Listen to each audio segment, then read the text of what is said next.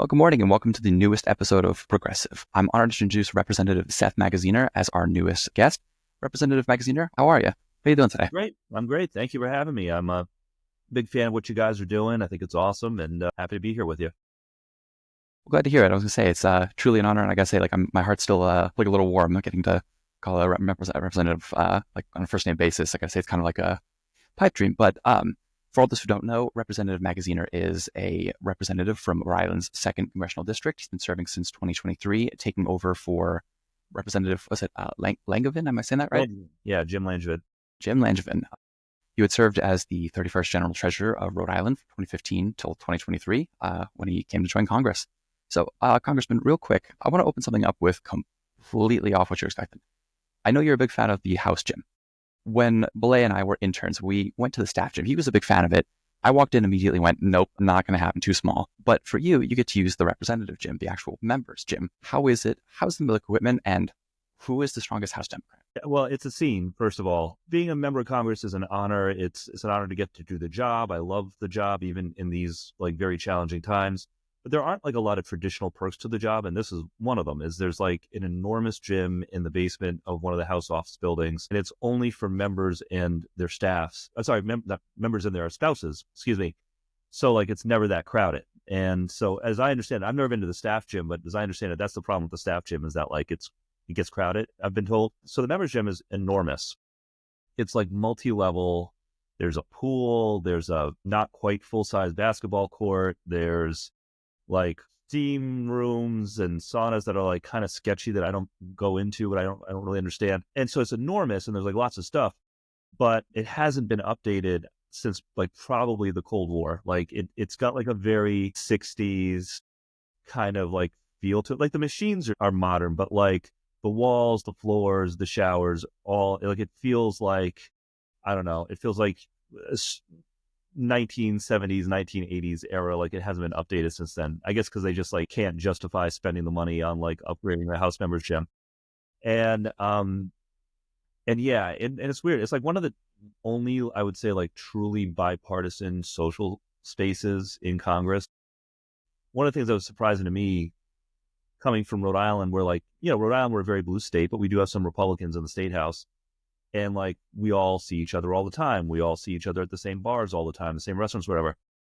In Congress, it's not like that as much. Like the social scene is very segregated by party. And so it's like one of the few places where you go and like Republicans and Democrats are doing stuff together. And like, frankly, that can be a little, like literally my first time I ever went into the House gym, I was getting the tour and I went to the locker room and like there was Jim Jordan wearing like only a towel. And I was just like, I'm never going to unsee that. And like, welcome to Congress. Like, here we are.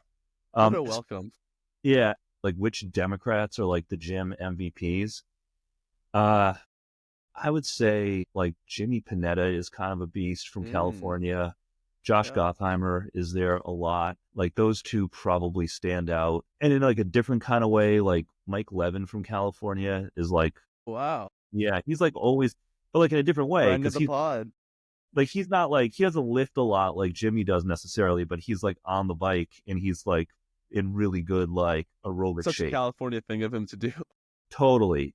He's like on the Peloton like, for like hours a day, I think. And then there's I just started there's a morning CrossFit class, like early morning that I just finally got talked into doing. That's bipartisan. And it's led by Mark Wayne Mullen, which is, the senator from Oklahoma who, is pretty out there, but he's a strong guy. He's a strong guy. I think he has some like MMA in his background and stuff. Yeah, I think so. Like that's when Democrats and Republicans, like Josh does that one. Seth Moulton does that a lot. It's actually Marie Glusenkamp Perez who talked me into going. It's very intense. But it's a good way to start the day before we start like the real battles in Congress. I got to say, you couldn't pay me enough money to take a CrossFit class. I've been a personal trainer for the last 3.5 years at UC Santa Barbara. And sometimes I watch CrossFit videos just to get my morning, like a little hatred in my day, start it with my coffee. But yeah. And like Mark Wayne Mullen, like I've never spoken to him outside of that class. And like he's mean. Like he like if you're not keeping up, like he's not like a patient leader of that group. He will like get in your face, which it's not. I like that. It's not for everybody, but whatever. Interesting. I was say, so tell us a little bit more about the basketball court. Do you guys ever play pickup? I would say, is that like a congressional basketball games? Who's I've been putting down trying. these triple doubles? I've been trying to put a like get a group together, but like there aren't enough people who are like really into it whose schedules line up. There is a congressional basketball game. It's not as well known or not as big as the congressional baseball game. Like congressional baseball game is obviously very historic and huge, and like 50,000 people go to Nat Stadium and it's on TV. The basketball game is a lot smaller and very much not on TV, but they do it once a year. And, I did it last year, and they were like on the Dems, like for Dems. So Reggie Love still comes and plays in that every year. You know, he was Obama's body man back in the day and was a Duke basketball player. Who else on the Dem side? Dan Goldman, Gabe Vasquez, Kevin Mullen, more Republicans than Democrats, to be honest. But they do it the way they do it. It's because there just like aren't enough of us who play. It's not Democrats versus Republicans like the baseball game is. It's members versus lobbyists, and the members historically get one like one ringer, like one NBA player on our team, because like we're all old and out of shape, but like the lobbyists, like a lot of them are like former college players and stuff, like who are good, like guys who played like D1 basketball, and they would kick our asses if like we didn't have little helps. Last year we had Ennis Cantor Freedom, who like he used to play On your Celtics, yeah. Yeah, that's right. And so he was on our team, and like that made it kind of even. It was not we won, but only by like a few points. When is LeBron coming out there? I mean, I assume once he retires. When he's the sitting senator from Ohio. Yeah. Staying on the NBA, I know you're a big Boston Celtics fan. I'm curious, like, what are your thoughts on the season so far? What are your how are you feeling about the potential repeat? And I'm a big Warriors fan. We now kind of have your two kryptonites. We got Curry and Jimmy Butler. So yeah. I'm curious, what team are you most scared of in the West, and how are you feeling about your chances to repeat? It's a good question. I mean, so first of all, like I feel great about being a Celtics fan right now. Like I think we're the best team in the league. Going back to back's really hard, right? Like going back to back is really hard, and especially you think about our core. You know, they played, in the finals, so they're playing into June.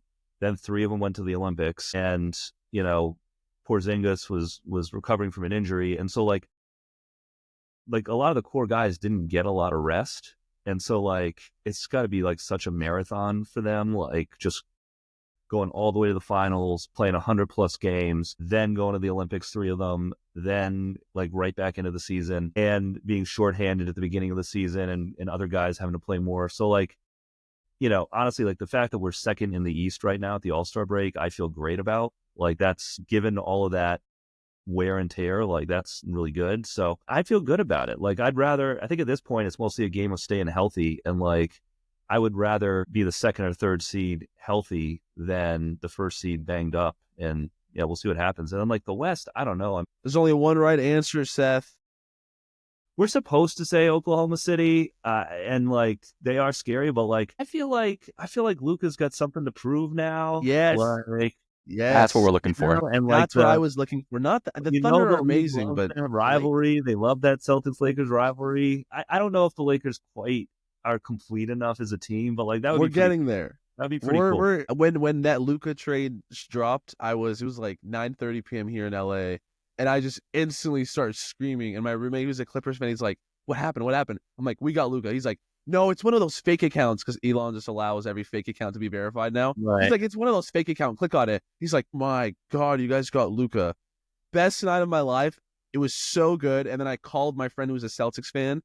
He lives right down the street. He's been a Celtics fan. He's from Panama, but he's a huge Celtics fan because his dad's a Celtics fan. And I just started yelling at him. He goes, "You're lying, bro. There's no way Luka's there." I was like, "Yeah, he is." He's like, "Bro, now we have to." So he's pissy now because he really likes Luka, and I just crap on the Celtics all the time. But what's funny is my first year at UCLA, my roommates, I was a Lakers fan. My roommate was a Celtics fan. My other roommate was a Warriors fan. So Our second year, I think the Celtics and the Warriors. That's when they played in the finals, and it was like just complete like depression for my friend Luis, who's a Celtics fan. And I was like, I can't talk crap because the Lakers weren't that good that year. But I mean, now you got to see them win, and if you guys go back to back, you guys will get more of my respect. But most of your rings do come from the dinosaur age. I do got to say that. Yeah. Fair Okay, enough. does Minnesota rings count then, Beleh? It's the franchise. They should count. Right? I mean, they just moved. It's not their fault they had to move. It's not the players' fault. Yeah. I mean, again, like on paper, like no doubt the Celtics are the best team in the league. I know I'm biased, but like no doubt, like that Yeah, top definitely. seven is. But like like especially the way the game is played today, like it's just hard to go a whole season back to back. So we'll see. I'm hopeful. We've seen bigger miracles. I want to say in the same vein of, it's not exactly, well, not exactly the same vein, but back to back. Obviously, last weekend was a Super Bowl. But what'd you think about the Chiefs just getting, I mean, just blown out? I mean, that was almost hard to watch. Any thoughts on that? So yeah, and I was like kind of a contrarian here in New England about this because a lot of people, were rooting for the Eagles because they like want it to be established that like Brady is the GOAT, right? And that like Mahomes is not. And so there was like a big strain of that out here. But I just like Eagles fans are the worst. Like Philly fans in general are the They're pretty worst, bad. absolute worst. I know like people are like, oh, New England, you suck too. Well, like, no, Philly fans are terrible. I can't root for the Eagles. Travis Kelce seems like a good guy. I don't want to, but I was hoping for a better game and I was hoping for better commercials like week this year. Yeah, the commercials were disappointing. Right? I wasn't the only one thinking about that. Right. They're all like these, they seem like they're just like AI written, like we'll just like insert random celebrities and inspirational phrases. And it's like, what are you even selling? Like, I don't, Yeah. Are you a big Patriots fan? Yeah.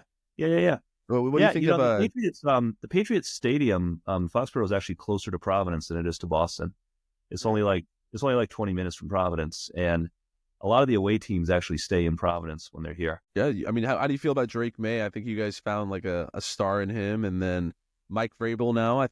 I feel bad about what happened to Mayo, but I mean, you got to move when Vrabel's available, and Vrabel has that connection with the Patriots. So I think that he could really do something. Yeah, I mean, hope springs eternal, right? We'll see. I mean, people forget, like, people used to like New England teams, like, across all the major sports that, like, we just win everything for the last 20 plus years. But, like when I was a kid, it didn't used to be like that. We had a long drought from, like, Celtics in 86 to Patriots in, like, 01, 02. We had almost like a 2-decade drought where, like, Patriots were terrible, Celtics were terrible, Bruins and Red Sox would like be okay every once in a while, but never make it. And like, so like, I don't know, like, I think we're used to we do know what it's like to have to rebuild. So I'm hopeful that like, that we've got enough young talent that we can turn things around, but we'll see.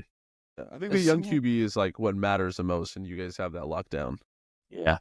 Yeah, it's crazy. Like in a country where like so many people come up playing football, and there's so much talent coming through, high schools and club teams and college, that like even at the NFL level, that like a great quarterback, like the delta between like a pretty good quarterback and a great quarterback, it's so extreme. It's huge, right? Totally wild. It's totally wild. I personally have a lot of animosity for the Patriots because I'm a big Chargers fan, and you guys just completely like. I think I'm a big Philip Rivers fan, and I don't think Philip Rivers ever beat Tom Brady. It's like an insane stat. It's like 10-0.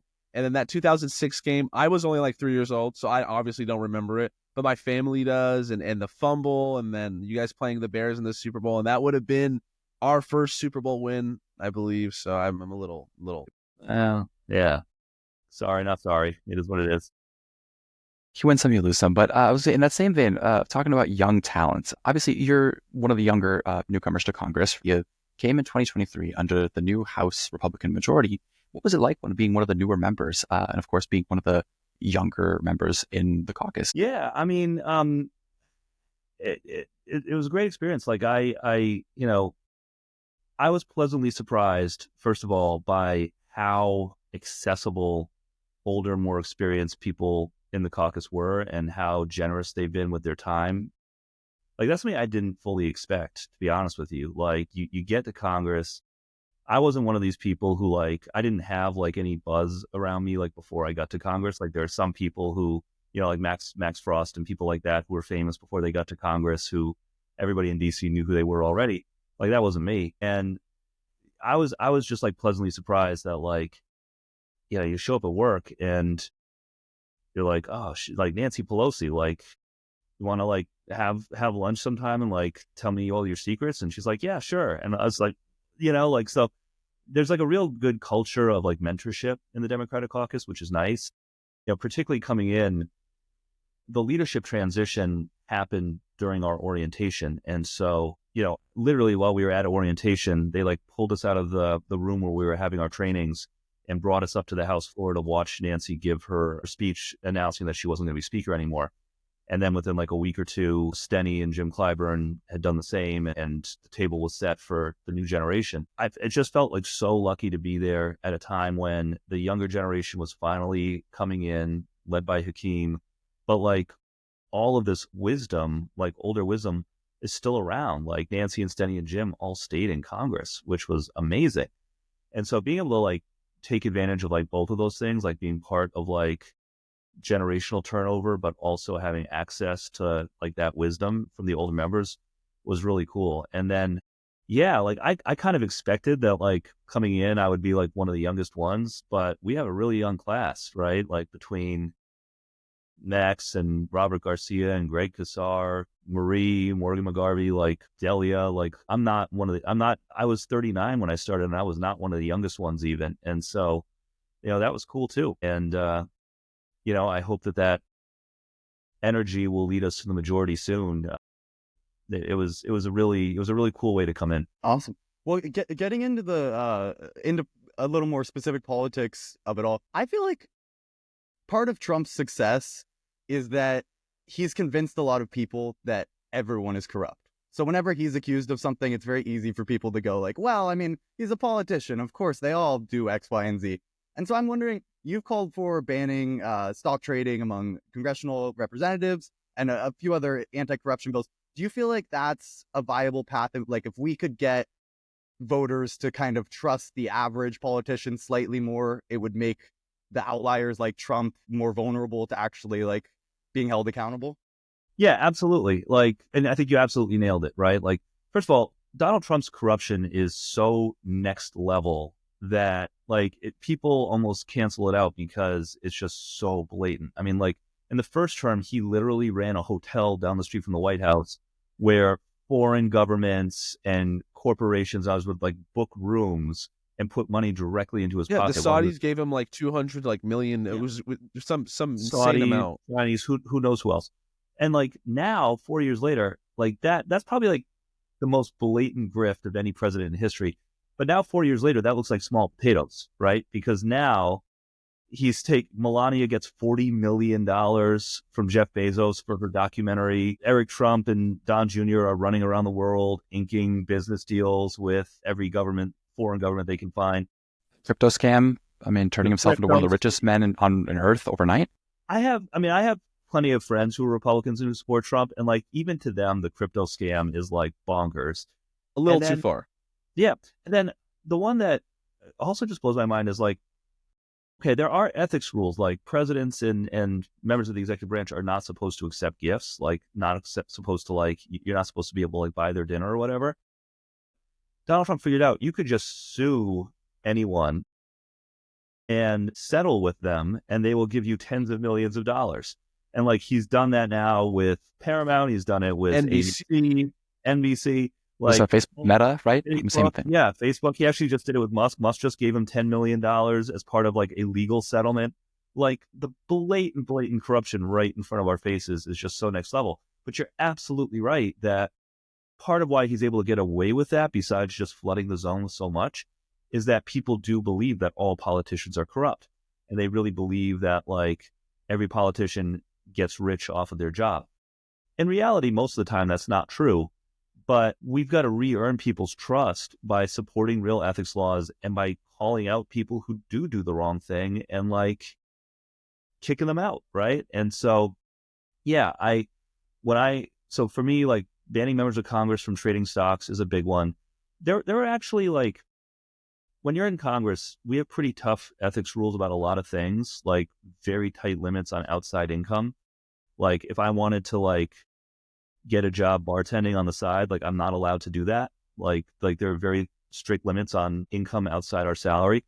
I think you're allowed to make money if you sell a book, but not off of an advance. Like it's like very few exceptions, but the stock trading is a real thing and people do it. And like members of Congress have access to all kinds of inside information, what might be going into a bill or not going into a bill that could regulate or deregulate an industry. And for members of Congress to be able to like then go and trade off of that inside knowledge is just insane and wrong and needs to be stopped.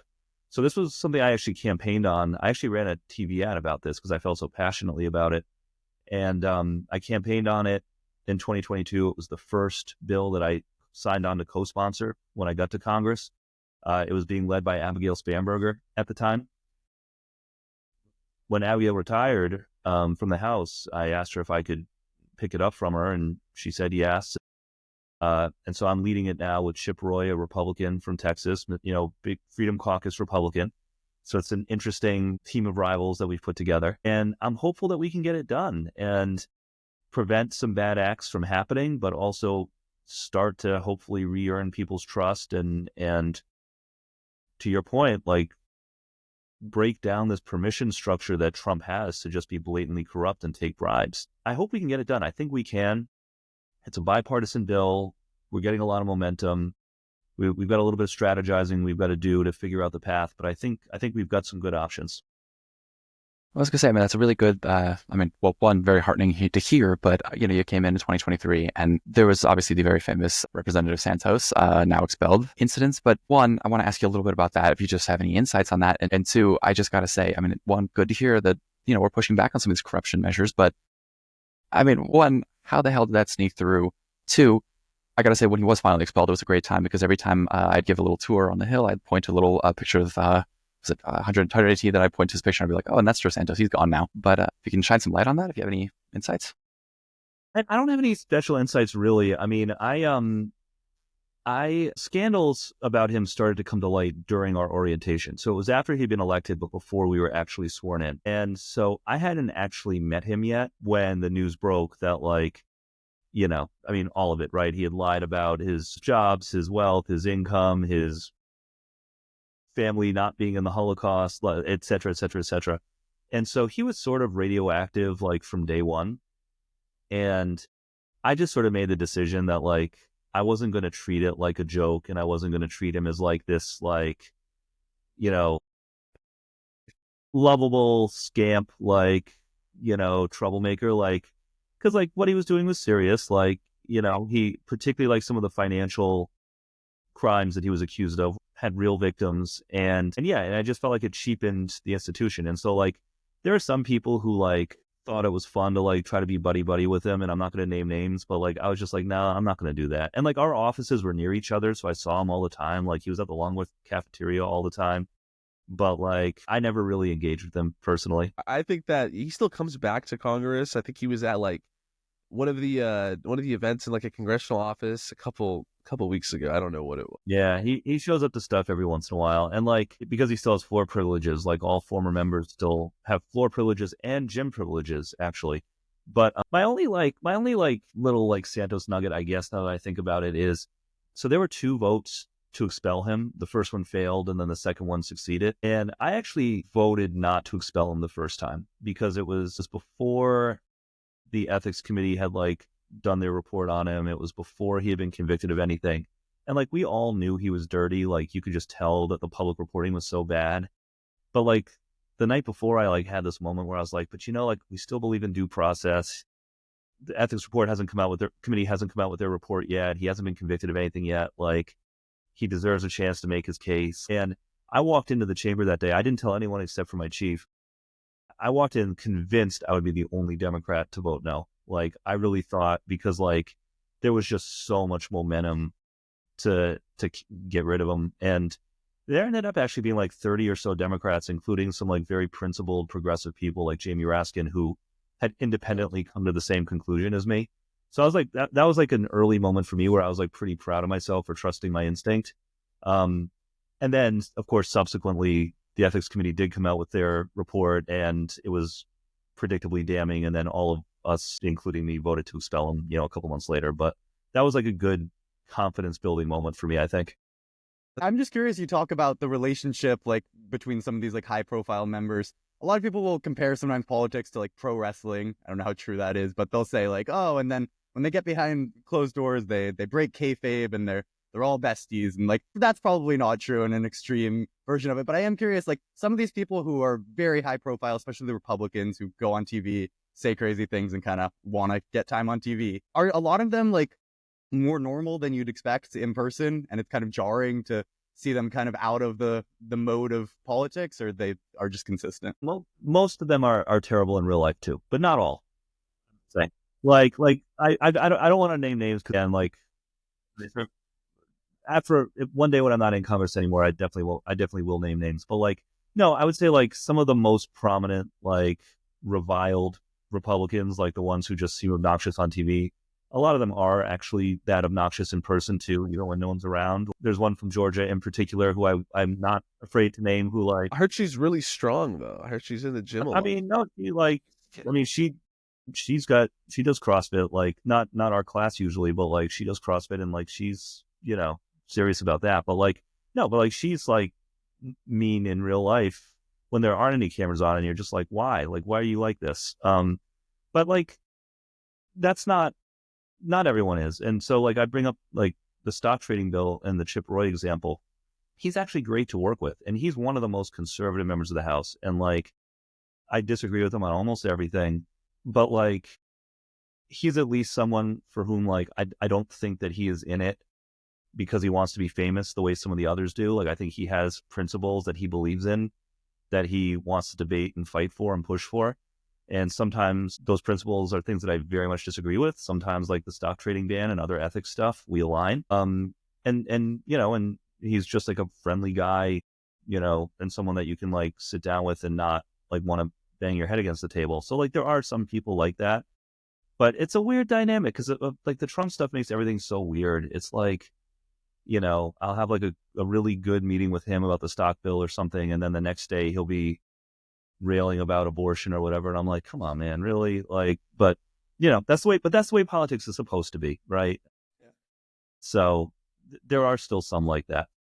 Yeah. No, I think that's I'm taking a class right now, actually. We're covering like Congress and how extreme members have gone in terms of rhetoric, not just policy, but just in terms of like rhetoric on the House floor. So we saw like the video of Joe Wilson. I remember like seeing it a couple years ago, but we watched it in class last night, and my professor was like, yeah, this is Joe Wilson back in the day screaming to Obama, "You liar."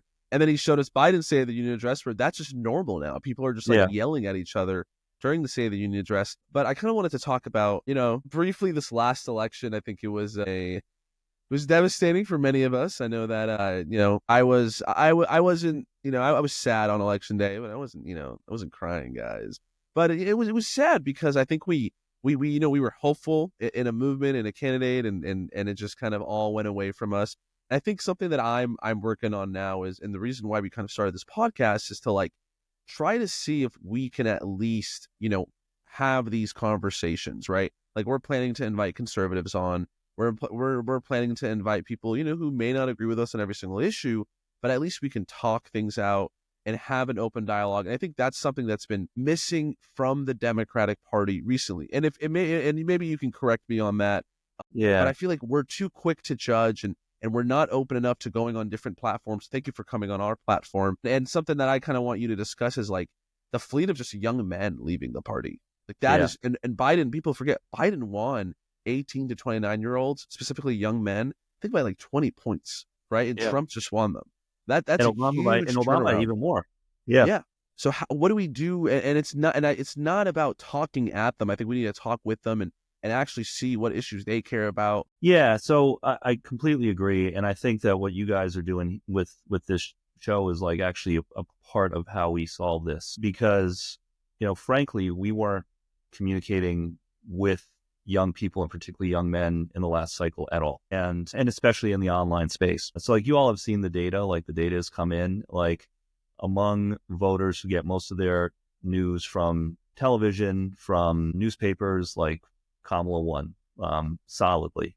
And among those who get most of their news online, including through social media, like we got crushed. Like I always tell people, like the average age of an MSNBC viewer is 70. The average age of a Fox News viewer is 69. And the average age of an MTV viewer is 51. So like there is a whole segment of people, kind of up into their 40s who we just weren't communicating with. And I think a lot of that was self-inflicted, right? Like I think a lot of Democrats stayed away from parts of the internet that they thought were cringy or controversial or, not politically correct enough or whatever. And that was to our detriment. And so one of the things I've been telling my colleagues in Congress is like, look, we talk about how important it is to show up and talk to voters where they are. And like for Democrats, historically, going to voters where they are has meant union halls and VFWs and senior centers.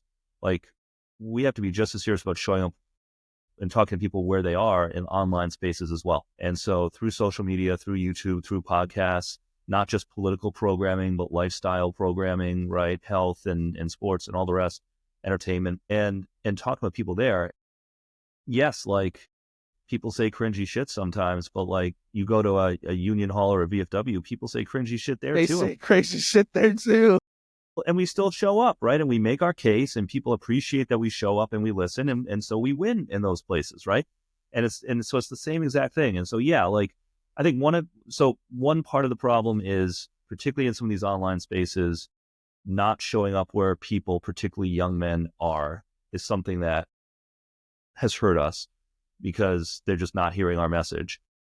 And then the second part, which I think you alluded to, is when you don't show up, not only do people not hear you, but you don't hear them. Exactly. Yeah. And like that two-way communication is really, really important. And we as a party allowed ourselves to get so siloed where we were only talking to each other that you don't become as effective a debater. You don't have policy that's as thoughtful. You're not as responsive to constituents if you're only talking with like-minded people. And one of the things I'm trying to get better at is thinking about social media and online engagement, not just about one-way communication. Like, here's a list of all the events and meetings I had today, but two-way communication where I'm doing Ask Me Anythings. I'm doing stuff like this. Like I'm doing things where, I'm hearing from people and not just talking. And I think as a party, we need to prioritize that again as well. And the Republicans, they've had a concerted strategy to do this for like 4 or 5 years now. And so we've got some catching up to do. And it used to be the opposite. That's the thing. I'm only 22 years old, but I like to watch a lot of old like political videos on YouTube.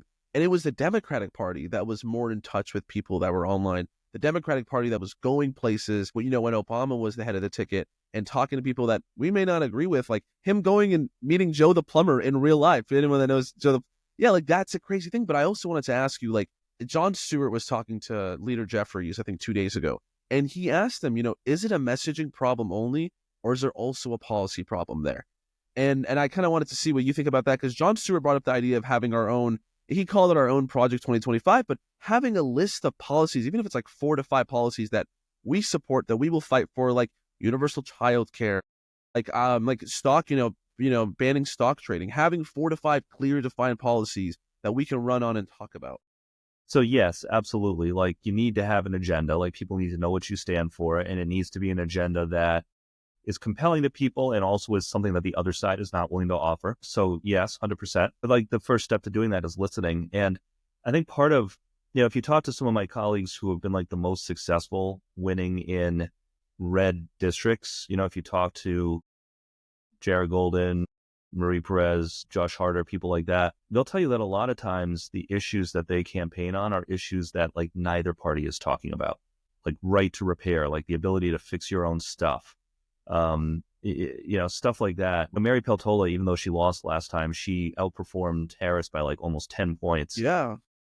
A whole section of her platform was stuff having to do with fish that like nobody in the lower 48 states had any idea what she was talking about, but her voters did, right? And so like, again, like part of it, I think, is too, just like we got to do some listening and thinking about like what are the real stresses that people are feeling in their lives and how do we address them? Great point. But going back to people who get their news from the internet in the last election, going much more to the right versus people who get their news from TV and newspapers, I feel like part of that, beyond just like not going on the shows and not appearing, I almost feel like an even bigger part of that is that Democrats, to me, seem to not understand the types of things that actually break through to young people online. The types of things that get picked up by these like sort of apolitical news accounts, the rap TVs of the world, and get posted on there. And then this one infographic that has like 10 words on it, I think becomes a lot of people's like image of the party for like the next month, just from seeing that one post. And I remember, no shade to Chuck Schumer, love Chuck Schumer, but I remember, I think it was last year, I was in my dorm, or I was in my apartment with a couple of roommates, and like I was watching a Warriors game or something, but I overheard them that Chuck Schumer had gone on the Senate floor and held up a Zyn container and said that we need to ban Zyns. And it was never going to pass, ever, and it hasn't passed, and it was obvious it wasn't going to pass. But I remember that one of my friends turned to the other one, he said, did you see Democrats are trying to ban Zyns? And it was because it got posted on a Rap TV account with him holding the Zyn container and a big old headline that said, like, Democrats introduces bill to ban Zyns. And, like, I feel like Democrats can take advantage of that. Like, I do think, like, the stock trading bill, that's something that can kind of go the other way. Huge online amongst young people. Yeah. And it's become a bit of a meme that, like, you can make so much money if you just sign up to do the exact same stock trades as your congressperson or whatever. So I'm wondering, like, do you feel like Democrats can do a better job of, like, finding these issues that are kind of flashy and sexy to young people and, like, break through in a way that, like, it seems like Republicans have been able to? Yeah, I think so. And again, like it just kind of comes back to the principle of like the best politicians are not the best talkers, or the best listeners. Mm-hmm. So, like I love to hear from you guys, from others, like what you think some of those issues are. It's definitely not banning Zins. Like this shows you maybe that I'm in too much of a silo. I had not seen that Schumer had done that, and that does not seem politically smart to me, or even policy smart. But I think like there's also just something to like people want to feel agency in their lives. Like they want to feel like they have control over their own life. And so they don't love the idea of government controlling everything, but like they don't like the idea of big corporations controlling everything either. And that's why I think things like rights repair, things like having, sort of an economic frame around antitrust and more choice and more options for consumers, more transparency about what you're buying, like could also be helpful. But yeah, no, I think we got to do some deep thinking about that for sure. Well, as I'm saying, in the vein of deep thinking, I know it's very early. It's only like 2 months into 2025. Looking forward to 2026. I keep thinking a lot about 2006 and all the other midterms. 2010, 2014, and whatnot.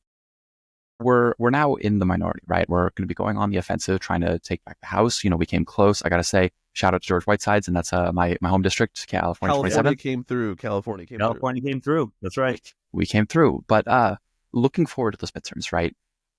And obviously we're all talking about these changes we got to make and reaching young people and going where they are.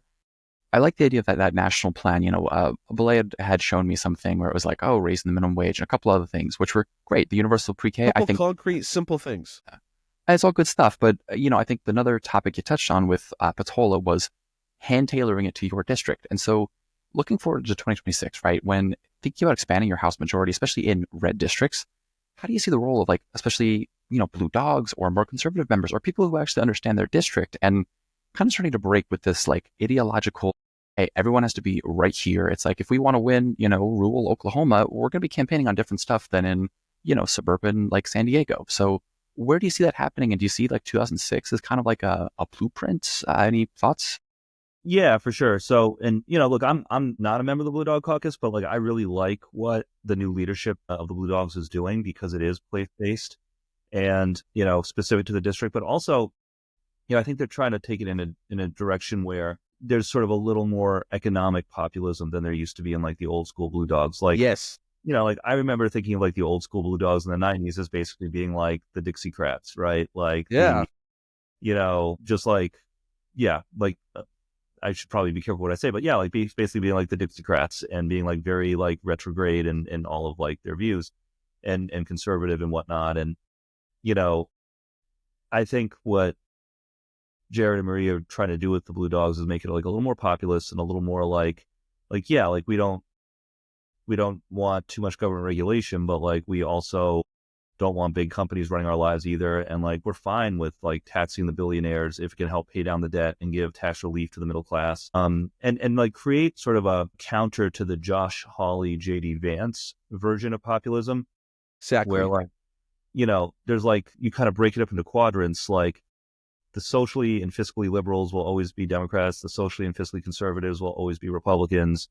There are far fewer socially liberal, fiscally conservative people than you would think. Those people, like the David Brookses, like the, you know, they tend to like dominate the media a lot, but like there's actually not a lot of people who are socially liberal, fiscally conservative. There are a lot of people out there who are fiscally liberal and socially conservative. I've got a ton of them in my district. So my district, we haven't talked about it much, but like even though it's Rhode Island, I have a light blue district. Like Kamala got 52% of my district. Oh, wow. And yeah, it's like 52-47. And so she won by 52-46. She won by 6 in my district. I won by 17. Damn, Seth. Yeah. And I've got a lot of like people who fall into that fiscally liberal, socially more moderate quadrant. And for whatever reason, as a party, we were just like, nope, like don't want you as voters for like the last decade. Like if you weren't with us all the way on abortion, on guns, on whatever, like you're out. And so there are the like Republican populists like the Josh Hawleys and JD Vances, And they who are just like, scooped them up.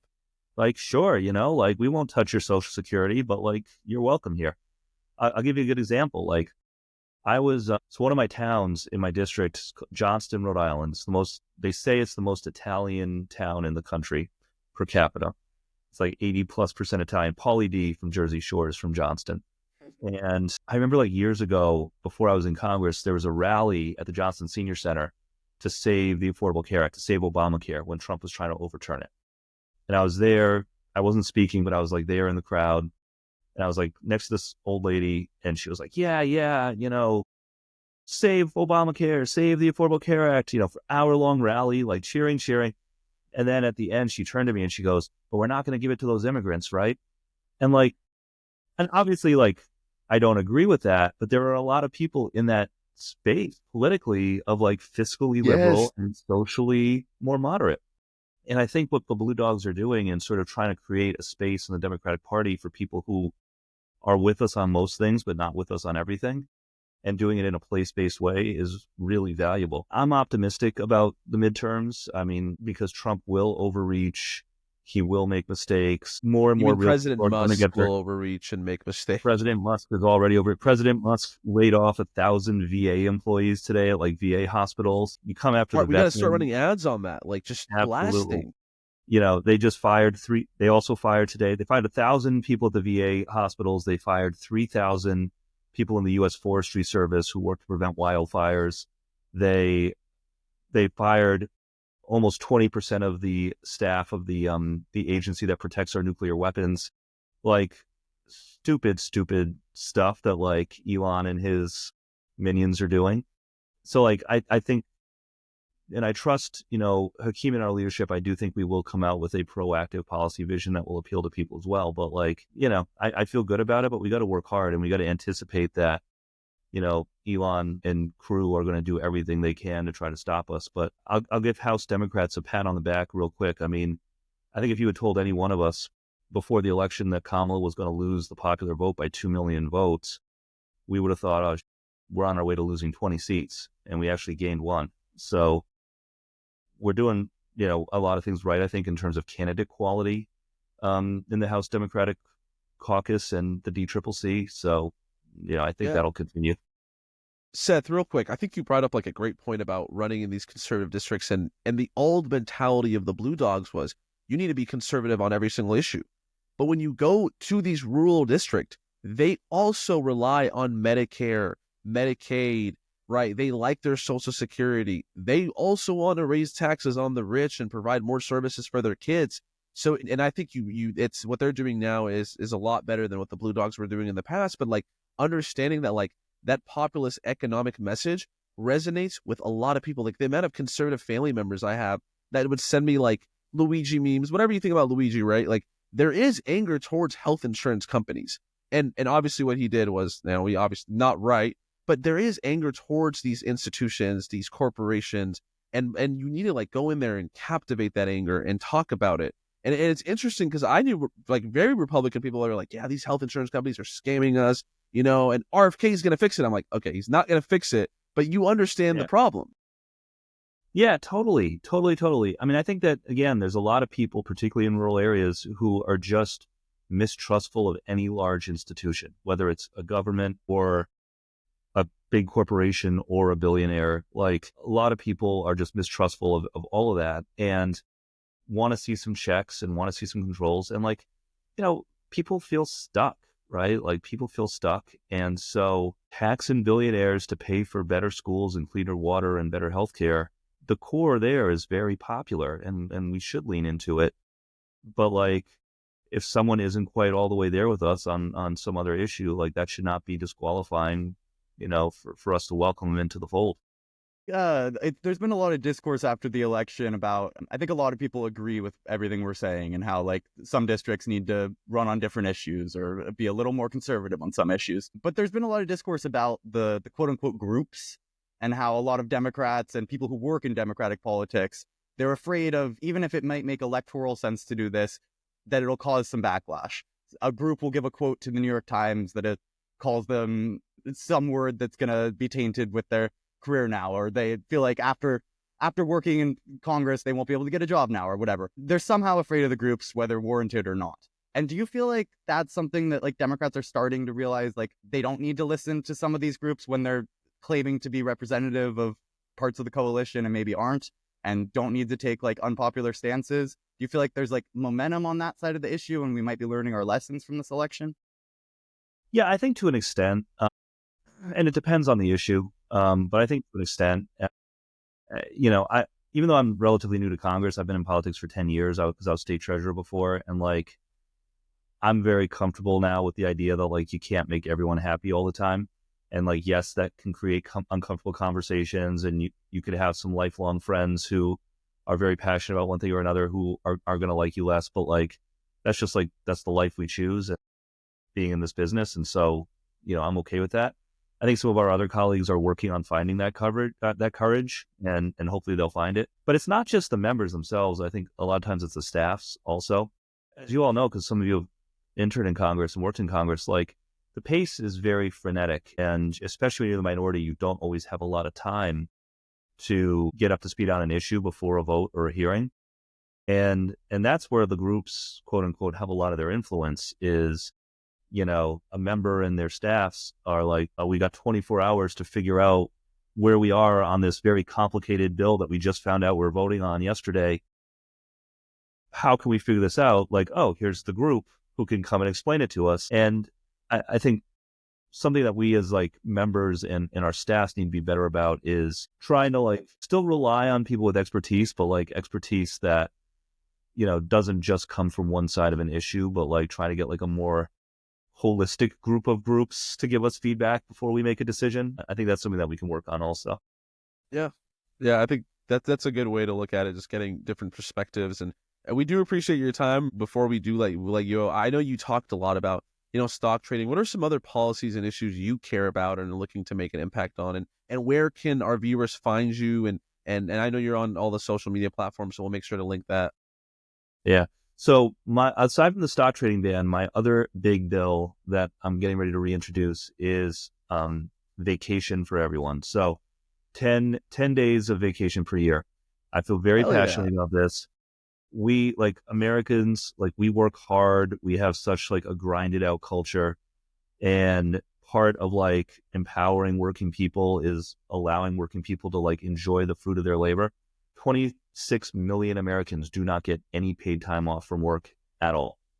Like, which means that anytime they get a flat tire or their kid is sick or something happens, they have to decide between either not getting a paycheck at all or risk losing their job or whatever. And so every country in Europe guarantees, by the way, at least 20 days, and some countries give 30 days of paid vacation every year.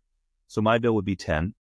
10 days of paid vacation for all workers. I think it's just very common sense. It's overdue. It's popular. And a lot of the discourse, and I think sometimes this is where like we as Democrats also shoot ourselves in the foot a little bit.